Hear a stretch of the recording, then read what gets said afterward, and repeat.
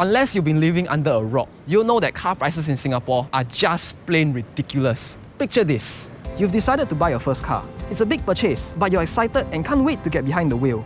You enter the car showroom and you think to yourself, "Oh, piang eh, why so expensive?" A Toyota Vios in the US will cost roughly 18 to 25,000 Sing dollars. So why does this exact car cost nearly $100,000 here in Singapore? Welcome to Auto Driven, where we simplify local car facts for you. I'm Sean, and today I will be breaking down how a car gets its pricing in Singapore. When a new car arrives, it goes through many price barriers before ending up with the price tag in your showroom. Like the Vios. Firstly, let's talk about open market value, or OMV.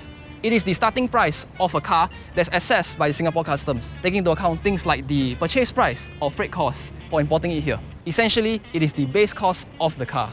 Our Vios starts out at a very reasonable $19,700. The car then goes through 2 layers of registration fees, with the first being fixed at $220. Next, the car is then slapped with an additional registration fee, or ARF, and it's 20% of its OMV. So our Vios is now sitting at $39,620. Thankfully, there is some good news. The Vehicular Emission Scheme, or VES, is a government scheme that incentivizes you to buy more eco-friendly cars by giving you rebates on your car's ARF. Since 1st January 2018, all new cars and taxis will be assessed based on the emission of these 4 pollutants. Subsequently, these cars will be placed under bands, with A1 being the lowest pollutants emitted, while C2 being the highest. So, if your car falls under bands A1 or A2, you can expect a rebate of up to $25,000. Conversely, if your car falls under C1 or C2, you can expect a surcharge of up to $25,000. Unfortunately, because our Vios falls under B, we will not be getting any rebates on this car. The taxes do not stop there, as cars are one of the 4 categories that are liable for excise duty, which is the duty levied upon goods that are manufactured or imported into Singapore. The Singapore Custom will charge a duty of 20% of the car's OMV. Our Vios is now sitting at $43,560. Still with me? Like everything in Singapore, the car gets slapped with the Goods and Services Tax, or GST. To make things worse, the GST is taxed on both the car's OMV and the excise duty. With GST at, our car now stands at.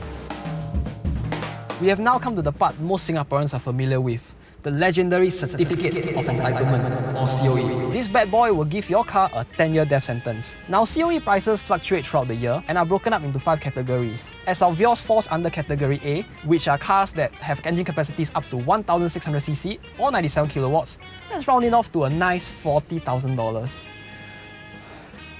This brings our car up to $85,214.80. Finally, before the Vios enters the showroom, it is given one last price markup from the dealer. These guys have to make a profit too, right? And their profit margin have an average range of 10 to 25%. And what if this Vios gets a 25% markup?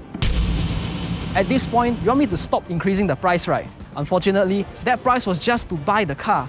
To run and maintain it, you still need to fork out for things such as petrol, parking, and road tax. So like a kid, your car needs to be supported too, financially. As a gentle reminder, car prices do fluctuate throughout the year, sometimes being more expensive or cheaper. But at the end of the day, it will roughly be similar. So I hope you learned something new today. Remember to like, share, and subscribe, and I'll see you on the next episode of Auto Driven. Motorist.